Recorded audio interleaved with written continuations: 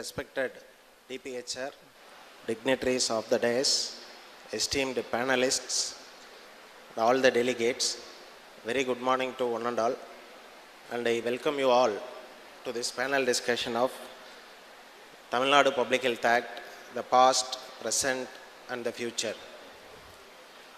Tamil Nadu Public Health Act, the erstwhile Madras Public Health Act, was enacted in the year 1939 for the Presidency of Madras, which covered, apart from the state of Tamil Nadu, parts of Kerala, Karnataka, Andhra Pradesh, Telangana, and even some districts of Odisha. This act was enacted during recurrent epidemics of cholera, malaria, plague, etc., in order to contain those diseases and also provide sanitation, proper sanitary measures.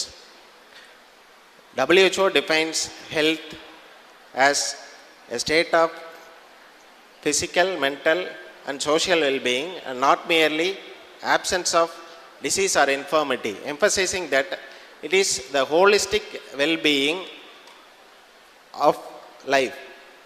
In a similar manner, when it comes to disease prevention, this act has rightly identified in 1939 itself that the domain of disease prevention and control cannot be carried out only by health department, and it needs involvement of other departments, particularly local bodies, food safety, environmental sanitation, etc. Hence, it empowered the local authorities as well as health authorities to act upon sanitation, water supply and other measures to prevent public health. This act was a futuristic act way ahead of its time when it was enacted nearly a century ago, as most of the provisions of the act are still relevant now, and it will be relevant even in the coming many years. Because even in the modern era, disease prevention and control of emerging and re-emerging diseases plays a vital role, and it is directly linked with the development of a nation. This act covers varied aspects of disease prevention such as safe drinking water supply, sanitation and safe solid waste disposal, safe liquid waste disposal through public drains, food safety, mosquito control, prevention and control of infectious diseases. It even has provisions for preparedness for disease prevention during mass gatherings, given in the chapter of fairs and festivals. It even talks about nuisance and its abatement. It even provides for the finances needed, the ways and means of finances needed for implementing this act through taxation.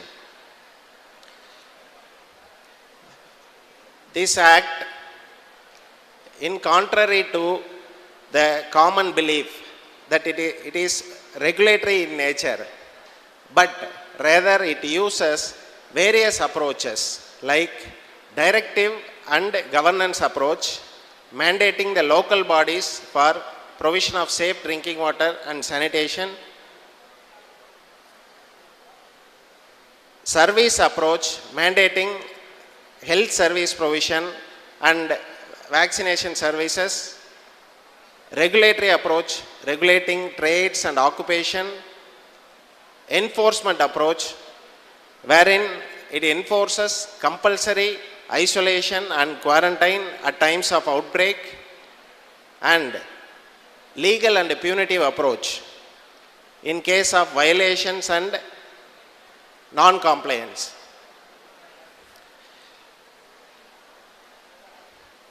This act, whenever I go through this act, it never ceases to amaze me of how far it was ahead of its time, and also how well thought through, how deeply thought through when it was enacted almost a century ago. This act played a key role in keeping this unique, distinct public health cadre of our state alive for this many years, which in turn helped in keeping the state as one of the front runners in case of epidemics and disease control, as evidenced our response during COVID-19 times, and also at times of floods and outbreaks, the public health experts from our states are called for and sent to nearby states like Kerala for guidance. They guide through and settle the issue and come back. Sorry for the interruption. There has been a power outage. So coming to the act, this act was amended, even though this act was amended multiple times, but mostly they were ornamental in nature or as a reaction to pandemics like COVID-19. Even though we pride ourselves that we are pioneers in epidemic prevention and control, this act does not have provisions for responding to pandemics of a pandemic scale. This act also does not cover modern issues like non-communicable diseases, maternal and child health issues, mental health, occupational health, climate change and human health, and even the digital health and data protection regulations. Having said this, there are many questions which needs to be addressed, which I am putting forth in front of the esteemed panelists, and I request them to respond. They are, has it outlived its utility? Is the act constitutionally adequate in the post-independence context? How relevant is the act in today's healthcare delivery system? Do we see it being actively used or just referenced? What are the challenges in implementing the act in recent years? There are ambiguities in enforcement of powers across other health regulations like Food Safety and Standards Act, ULB Act, Panchayats Act, Factories Act, Environmental Protection Act, Biomedical Waste Management Rules, etc. Health laws. Should we amend and modernize the act or enact a new Public Health Act? There are pros and cons for both. Learning points that we can take from recent public health acts like Kerala Public Health Act 2023 and other international public health legislation. In this context, I welcome Dr. Mathivanan sir to give his views. Good morning to all. It is a great pleasure to be here, and I thank everyone for giving this opportunity. Is only the critical analysis of the Tamil Nadu Public Health Act with respect to changing times. It is not a fault finding or downgrading attempt on anyone or any person. Let us frankly see the stark reality of past, present status of Tamil Nadu Public Health Act. So next. Because I may not have time, is the constitution of the Public Health Board. In the past, there was a Public Health Board constituted under Section 4 of Tamil Nadu Public Health Act. It secured the coordination of other departments for achieving the goals of the Public Health Department. Actually, it advised the government on all public health matters. It discussed and debated the veracity and genuineness of amendment requirements. It balanced the influence of political authorities irrespective of their seniority of, for example, between the local administration minister and health minister, and their seniority doesn't count in taking decisions in the Public Health Act amendments. So the absence of Public Health Board, it resulted in the situation similar to pre-enactment days of committee members in the Public Health Board. The amendment on administration in urban local body of public health establishment has not been thoroughly discussed and debated. So just like that, they have passed the amendment. Similarly, every local body has a executive authority and they are already empowered to enforce the enjoy the Tamil Nadu Public Health Act provisions, because they already have legal powers, similar legal powers under Indian Penal Code and Epidemic Diseases Act. Actually, the amendment of giving powers to police officers has not resulted in any additional benefits in COVID control situations. It just helped the police officers to make some easy money. Then any government authority or celebrity having extraordinary influence on the government can bring irrelevant amendments in the Public Health Act. That is the 2 of the Public Health Act. You can realize the thing.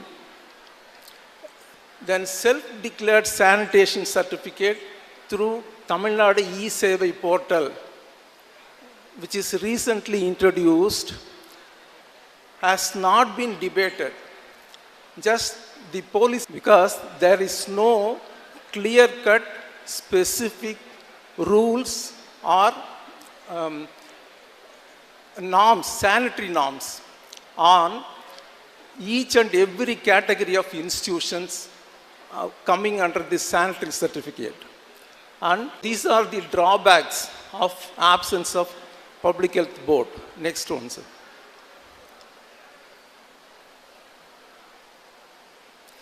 See, before the enactment of Madras Public Health Act, the position of health officers was they have to use the Local Body Act. That is Madras Corporation Municipal Act, MDM Act, and the District Boards Act. Since the executive authorities are the competent authorities to prosecute under Local Bodies Act, health officers had to depend on the executive authorities for taking all legal measures. Then sometimes the health officers had to take individual decisions which are disliked by the local bodies. So they become uncooperative, and even they considered health officer post in urban local body as a nuisance and burden. That was the situation. And then government realized that the health officers must be given individual powers to act independently for the benefit of residents of local body. So, government enacted Madras Public Health Act in 1939. The indication of independency of health officers can be realized in section 9, 13, 14, 15 and 16 of Tamil Nadu Public Health Act.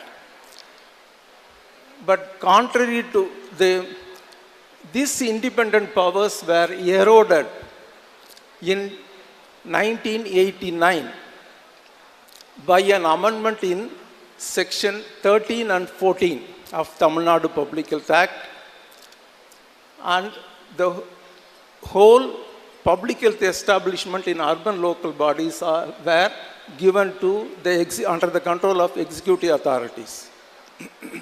In 2023, even the health officer's unique status provided by Section 9 has been diluted by enactment of Urban Local Body, Tamil Nadu Urban Local Body Rules 2023. Contrary to the very purpose of enactment of a separate new law for health officers, all these amendments have been happened. And we must understand the mission of public health is fulfillment of society's interest in assuring conditions in which people can be healthy. But the fulfillment of society's interest become a pipe dream now because now the health officers in urban local bodies have to forget about the society's interest. They have to dance according to the tunes of urban local body authorities. I have selected few points, comparison between the past and present. Amendments were made and without distorting the core structure of public health in the past. Now, no one bothers about the core structure of the Public Health Act.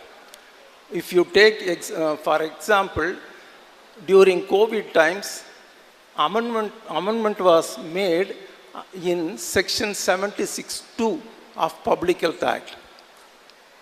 Previously, there were only 9 clauses in the act, in the section, but now there are 21 classes in the section. So, but this actually the amendment was badly needed during COVID times, but this could have been done by simply framing a COVID prevention and control rules under Section 81 of Tamil Nadu Public Health Act without disturbing the core structure of the Public Health Act. Major communicable diseases like leprosy, venereal diseases, smallpox, plague, cholera were included in the Public Health Act as a chapter or subchapter or rules. I don't know whether anybody know about leprosy was provided as a subchapter in the Tamil Nadu Madras Public Health Act in 1944, and then it was deleted after the independence in 1948 because that's so. Next, but presently major diseases like NCDs,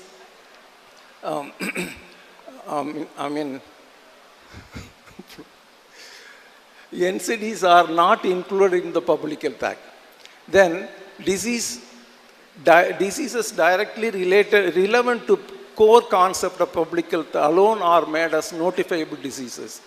But now they don't bother diseases which do not fit in the purview of Public Health Act or do not come under direct responsibility of public health person can be made as notified disease. For example, snake bite and cancer. Similarly, disease control was based on Noinadi concept, that is the root cause of the issue, especially through legal approach. This approach has given actually it showed the importance of public health to the policymakers and the public. But now the focus is more on the Noinadi concept, that is management aspect of the disease, like medical camps, house-to-house distribution of ORS or DBC workers, that too mainly through service approach.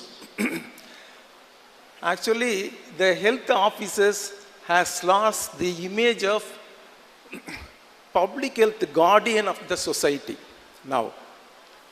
Then the health officers have the image of legal and technical experts dealing with all public health issues of local body. So they have the unique position in the urban local body then. But now they have the image of a medical officer looking after routine functions of the public health functions of the urban local body. Lastly,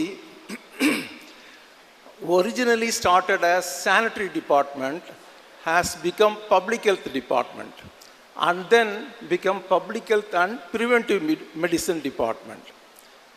But the way in which the Public Health Act is being implemented at present, they may become as preventive medicine department in future.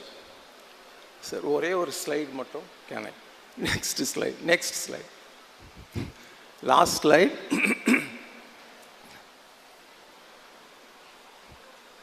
Adukku munnadi sir. My suggestion is, first and foremost thing to be done is formation of public health board. That is, as I have already explained. Then the government, the DPH should apprise the government about unique status of the public health department, which is vested with policing powers. For example, arresting powers are given under section 140 of the Tamil Nadu Public Health Act. But this arresting power is not found in any local body act or medical acts.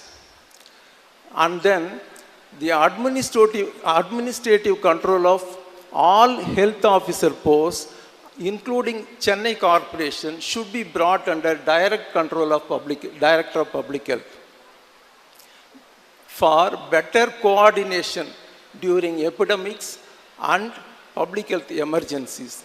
In fact, if this is not done, in future there is a tricky situation. The health officer, 1 minute sir.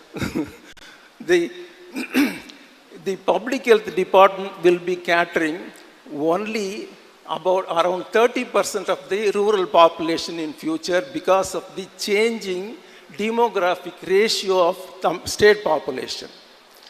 And then all modification sections, rules, norms and of Tamil Nadu Public Health Act should be in tune with the newly enacted health allied departments laws. Last thing, I think this is the most important point I want to stress. Block health officer posts should be created, or BMOs should be delegated with health officer powers under Tamil Nadu Public Health Act. Because if an executive authority without any medical background can enforce all the powers of health officer, if a sanitary officer with inadequate knowledge on medical subjects can enforce all the powers of health officer, if a police officer is not exposed to public health laws can enforce public health officer's powers, why not block medical officer should be delegated with the Public Health Act powers? Thank you. Thank you, sir. Thank you for stressing the importance of absence of public health board and its consequences, and also the issues related to overlapping jurisdiction of powers, and the most importantly, the need for periodical introduction of rules and bylaws so that the act is kept relevant according to the current context. Now I welcome Mr. Srinivasan to dwell upon the current implementation, the ground reality and the challenges in implementation. I welcome you, sir.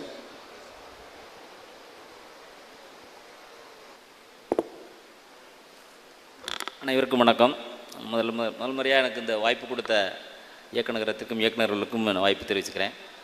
இப்போ sir சொன்ன மாதிரி ground ரியாலிட்டியில் public health ஆக்டில் நமக்கு வந்து நம்ம face பண்ணிகிட்டு இருக்கிறது மெயினாக வந்து அது அதர் டிபார்ட்மெண்ட்டோட கோஆர்டினேஷனோட செய்ய வேண்டிய வேலைகளை வந்து பப்ளிக் ஹெல்த் டிபார்ட்மெண்ட்டில் இப்போ நம்ம வந்து கொஞ்சம் செய்ய வேண்டியதில்லை. அதுக்கு வந்து பீரியாடிக்கலாக வந்து நம்ம வந்து இன்டர்னல் டிபார்ட்மெண்ட் கோஆர்டினேஷன்ஸ் மீட்டிங்ஸ் வந்து ரெகுலராக நம்ம வந்து கலெக்டருடைய தலைமையில் வந்து நம்ம நடத்தினோம்னா நமக்கு வரக்கூடிய பப்ளிக் ஹெல்த் பெட்டிஷன்ஸை வந்து நம்ம வந்து டிஸ்கஸ் பண்ணுறதுக்கான எளிதிலான வேலையை வந்து நம்ம செய்கிறது கொஞ்சம் ஈஸியாக இருக்கும். ஏன்னா அதுதான் இப்போ நிறையா சேலஞ்சஸ் வந்து நமக்கு வந்து ஃபீல்ட் லெவலில் எங்களுக்கு இருக்குது. எல்லா பெட்டிஷன்ஸுமே வந்து யாருடைய இம்பார்ட்டன்ஸ்னு தெரியாமையே வந்து நம்மக்கிட்ட வந்து அவங்க வந்து அது பண்ணுறாங்க. பட் வந்து அது வந்து சொன்ன மாதிரி நம்ம இன்டர் லெவல் டிபார்ட்மெண்ட் ஒரு கோஆர்டினேஷன் மீட்டிங் வந்து நம்ம வந்து பண்ணினோம்னா அதனுடைய பப்ளிக் ஹெல்த் ஆக்டினுடைய இம்பார்ட்டன்ஸ் வந்து அதர் டிபார்ட்மெண்ட்ஸ்க்கு நம்ம கொஞ்சம் அடிக்கடி நம்ம சொல்லிக்கிட்டே இருந்தால் தான் அது தெரியுது. இல்லைன்னா எல்லா பேர்டன்ஸுமே வந்து பப்ளிக் ஹெல்த் ஆக்ட் மூலமாக நம்மக்கிட்ட வந்துடுது. அதை நம்ம கொஞ்சம் சேலஞ்ச் பண்ணுறது கொஞ்சம் கஷ்டமாக இருக்குது. Sir anything you want to இப்போ வந்து பெனால்ட்டி இம்போசிஷன், அதுக்கப்புறம் வந்து உங்களுக்கு லீகலாக போகிறது டைம் கன்சியூமிங் ப்ராசஸ், அதை பற்றி ஏதாவது சொல்லணுன்னா யூ கேன் டெல். சரி சார், ஆக்சுவலாக வந்து இப்போ வந்து நமக்கு லீகலாக போகிறதுல வந்து பை ஸ்டெப்பாக தான் வந்து நம்ம வந்து பண்ணிக்கிட்டு இருக்கணும். ஃபஸ்ட்டு இப்போ வந்து நம்ம யாருமே வந்து பப்ளிக் நோட்டீஸில் வந்து பேஸ்ட் ஆன் தி பெட்டிஷன்ஸ் பிரகாரம் தான் நம்ம வந்து பதில் கொடுத்துட்ருக்கோம். பட் அப்படி இல்லை. நம்ம பப்ளிக் ஹெல்த் நோட்டீஸ் பார்த்த உடனே நம்மளுடைய அந்த பிளேஸை வந்து நம்ம வந்து ஃபஸ்ட்டு வந்து இன்ஸ்பெக்ட் பண்ணி அதற்கான கிரவுண்ட்ஸை வந்து நம்ம வந்து ப்ரிப்பேர் பண்ணி வச்சுக்கிட்டு தான் நம்ம வந்து ஸ்டெப் பை ஸ்டெப்பாக போகணும். ஃபஸ்ட்டு வந்து நம்மளுடைய பிளேஸை பார்க்குறது, தென் அதுக்கப்புறம் வந்து நம்ம நோட்டீஸ் இஷ்யூ பண்ணுறது, எந்த எந்த டைம் பவுண்ட் கொடுக்கறது, இப்படிலாம் வந்து நம்மளுடைய இதை வந்து நம்ம டிசைன் பண்ணிட்டே இருக்கணும். பட் அது வந்து இப்போ நம்ம வந்து கொஞ்சம் கொஞ்சமாக வந்து நம்ம ஃபீல்டில் வந்து அது பண்ணிக்கிட்டே இருக்கோம். இருந்தாலும் வந்து அந்த ஸ்டெப் பை ஸ்டெப் மூவ்மெண்ட் வந்து நம்ம கரெக்டாக பண்ணோம்னா வந்து நம்ம பப்ளிக் ஹெல்த் ஆக்டில் வந்து கொஞ்சம் இம்ப்ளிமெண்டேஷன் வந்து ஈஸியாக இருக்குது. Thank you for your insights in the current implementation and challenges in the field. Now I welcome Mr. Nihal to give his legal perspectives regarding this act, the past, and what needs to be done in the immediate future. Thank you, Doctor. Most of what I wanted to say in terms of what needs to be changed in the Act has broadly been covered by Dr. Manivannan. I have 2 or 3 broad points to make, and I'll leave it at that. The first thing is that the Act needs a radical set of amendments right now.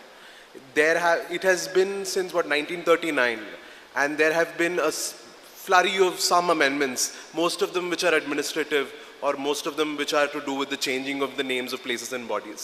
There hasn't been a rethinking of what the content of the Act is based on what your present circumstances is. The Public Health Board, as I understand it, is not active. Most of the officers, as well as most of the activities that are taking place under the Act, are not directly related to what the ground reality is right now. As in, for example, I don't think, for example, that the structure that is envisaged in the Act, where there is a Public Health Board that sits and oversees and advises, where there are DHOs with very specified powers, as the doctor was saying, and where there are sanitary inspectors with a careful and narrow notion of how to do disease control. That is not what happens anymore, because it is no longer 1939. That needs to change. The question is, how will it change? We have 2 options broadly. We can amend the Act and try to bring those things in, because it is in many respects a good piece of statutory legislation. Or you can do a broad scale revision of the Act and replace it and have a Tamil Nadu Public Health Act 2025 or 2026, which broadly replaces the Act and tries to address all of our modern problems. Introduce a chapter on NCDs, introduce more information on maternity care, think about all the new disease control strategies that you're applying now, and think about what legal powers you need right now to enforce these. So you need a broad rethinking of the structure of the Act. I think, in fact, you should do both. You should make an immediate set of amendments to try to modernize some aspects of the Act, and in the longer term, you should have a committee that is constituted, and I think the government of Tamil Nadu should have a committee which is constituted with the broad goal of revising the Public Health Act for the future, and to broadly rethink our legal approach to solving these problems. I want to make one more point, which is broad, and then I'll leave it to Dr. Parthiban, which is that the point Dr. Mathivanan made about the importance of the DHO as an independent officer is fantastically important. And this is not about what the law says, but it is about having a sense of the rule of law. Because there is a notion, I think, today, because the Act is so old, that it is not that important in the field. And when we've spoken to the DPH and when we've spoken to all sorts of officers in the Tamil Nadu, the notion is that we want to first get the Act out onto the field and get it operational, and make the field officers more aware of their powers, more aware of the limitations of the Act, and more aware of the manner in which the Act contemplates things should be done.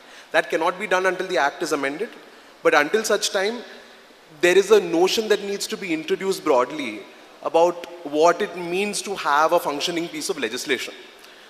Like the people of Tamil Nadu have elected a legislative assembly, and the legislative assembly has set out and said, this is how I want public health in my state to be administered.